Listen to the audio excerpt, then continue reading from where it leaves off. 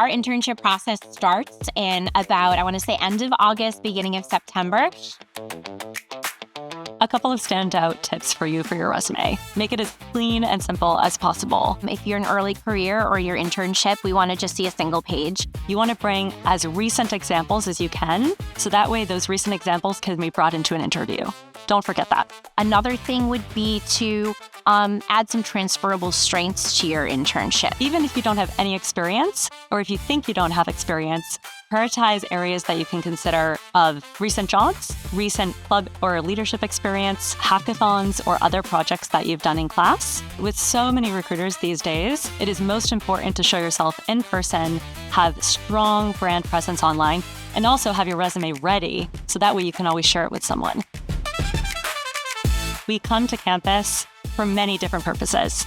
We come for career fairs, we come for Fidelity Days, and there are plenty of opportunities to meet representatives across the entire company. This could be someone coming from technology. This could be a leader, or even it could be an alumni of your university. If I was attending a career fair at a school or university, I would make sure that I am scanning the QR code that the Fidelity representative is providing. That QR code puts you in our system. We can see your activity. We can see how many events you've gone to.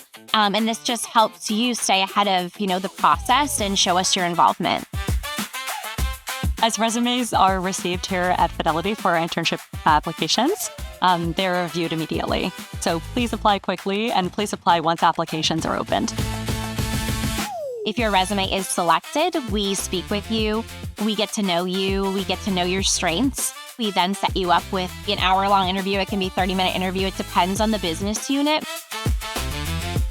So if I am in college and I want an internship at Fidelity, I am making sure that I am doing my research now. Always come prepared. That is always my advice. Don't come without any knowledge of a company if you have interest. Consider what other ways can I at least come up with some quick points that I can take from my back pocket if I really need to step up and also speak rather than only ask questions. It's about 1 or 2 interviews. And after that interview, we start working with you on extending an offer. And make sure to keep in touch with your recruiter to keep, us informed at how important this is to you. We just want to make it easier, and we're happy to work with you.